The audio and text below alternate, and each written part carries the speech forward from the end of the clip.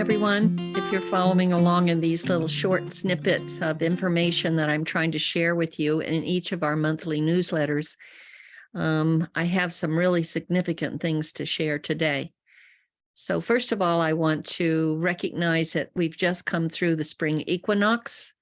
We're moving out of our winter stage, that period of darkness, and into the light as of the spring equinox. And I'm told by all those that understand more than myself about astrology that the planets are lining themselves up in very, very significant ways. And one of those is that Pluto has now jumped into Aquarius, which means that sudden and amazing kinds of moments, historical moments, may present themselves. So I want to share with you two of those moments that came yesterday, just yesterday. I want to share a little bit of history because for decades, our original people have been knocking at the door of the Vatican and asking them to rescind the papal bulls, the Doctrine of Discovery. And for those of you who don't understand that, let me share a little more. In the late 1400s, the Pope had sent out many others into the lands from the church, and he sent letters to them saying that when you enter these new countries, that you will find people there that are less than human. They must come into the church, let go of their own cultures and their own languages, and learn how to assimilate themselves inside our kind of governance. If they choose not to do so, then kill them and take their land. That's actually when the possession of land, was first put in motion. And it was from that moment, when that bad seed got planted, that the colonized state began to move across all the lands.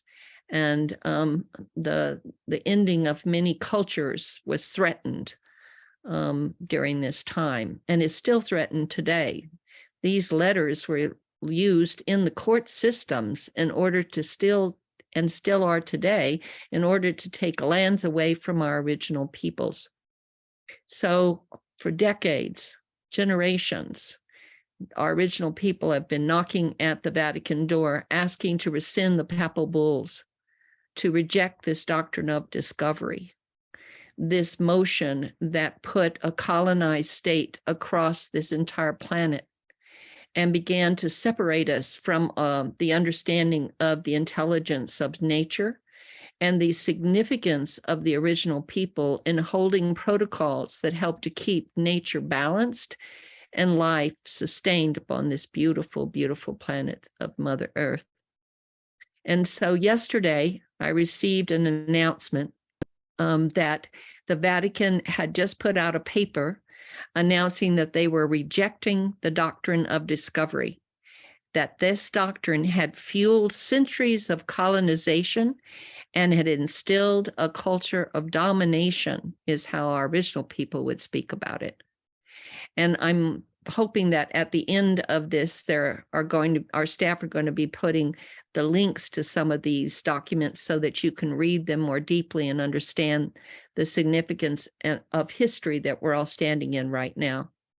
So this is the first step for them to reject this doctrine of discovery. And now there are other steps that we will need to follow on so that the healing can occur, that is to a wound that has brought so much damage to many, many people across this planet. Those original people that are still standing at the front lines, protecting their territories, not just for themselves, but for all of us, for these last biocultural, diverse, sacred sites are infringed upon. If we allow that same attitude of extraction to enter them, then we're in for really difficult trouble, especially right now. We're already there. You already feel all the significant things that have happened through the month of March with all the water that's hit here in California and the snows and the roofs caving in from the snows and the water, from the tornadoes that are hitting out in the Midwest and in Central America, to the high storms of ice and sleet and snow that have hit the East Coast as well. So the weather itself is shouting out to us that we must pay attention, and we must pay attention now. We really must. The clock is ticking, and we've reached the end of a time when we can't pay attention, or then the earth will have to continue on as she moves into her next ascension process, which she is doing and will do. But we as a human species are really the ones at threat right now. So please pay attention and listen deeply. I also want to shout out that at the same moment, almost just a few hours past that, a dear friend of mine, Jojo, that is heading up the Stop Ecocide International movement. Now, what is ecocide? Ecocide is a movement that is moving across the planet that says that if you bring any harm to Mother Earth, that it will be considered a crime against humanity. If you have done any action that creates severe and widespread long-term damage, then that's ecocide. And just recently, the European Parliament has proposed to include ecocide in the EU law. So let me read just a moment from the founder, or one of the founders of this moment. As I mentioned, Jojo Mehta. She's the executive director of Stop Ecocide International. And she said in response to this new motion, this is historical, so this is her response. It is timely and wholly appropriate for the EU Parliament to support inclusion of ecocide level crimes into the revised directive on protection of the environment through criminal law. We congratulate the Parliament on its approval and believe this step could herald a historic turning point in our relationship with the planet.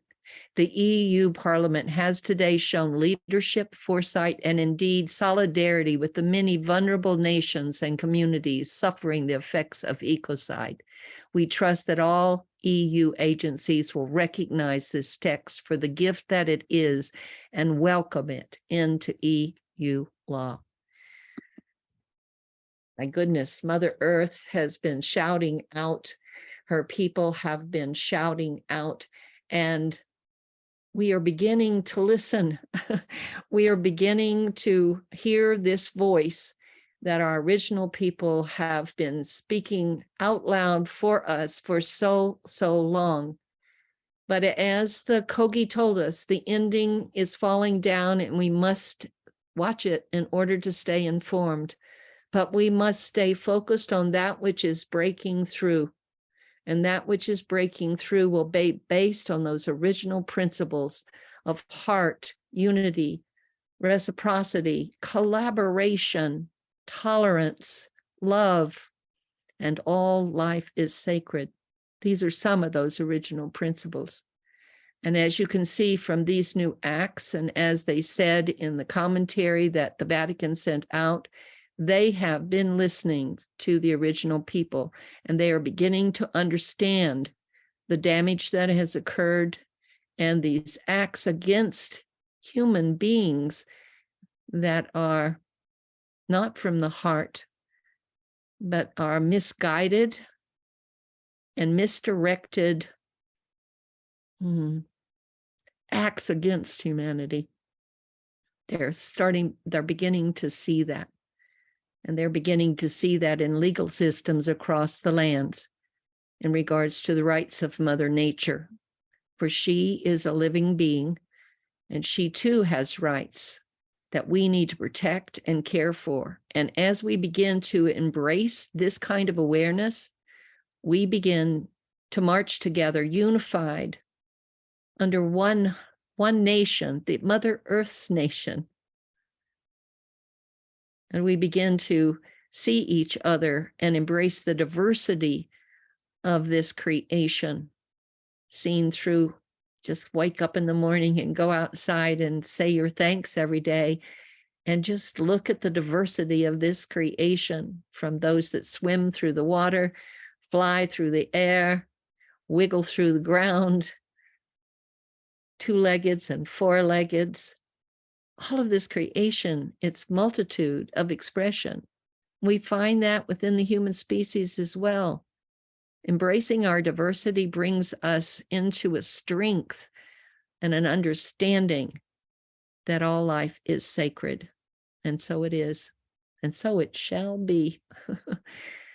So go celebrate this moment and really take a moment to understand there is a turning, and the turning is by our choices and the regard for life, the protection of life makers, and of this Mother Earth who brought us into this existence and this creation as we know it. We're a part of it.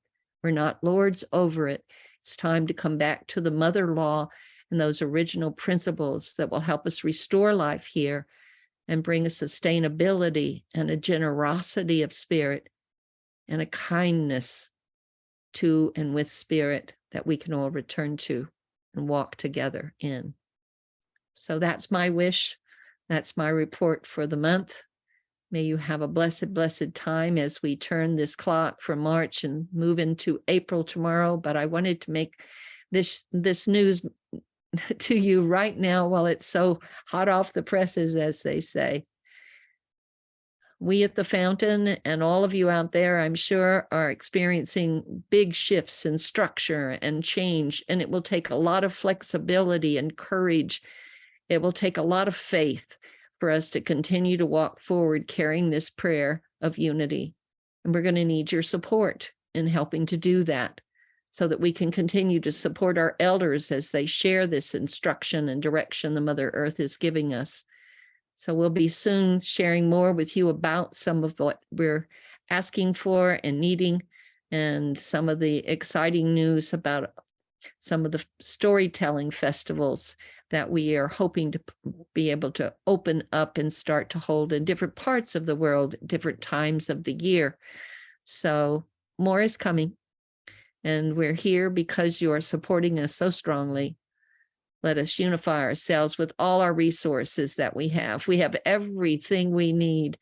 If we can come out of our silos, if we can start to move into a pond of all life is in that pond, and we are caring for it and therefore caring for each other.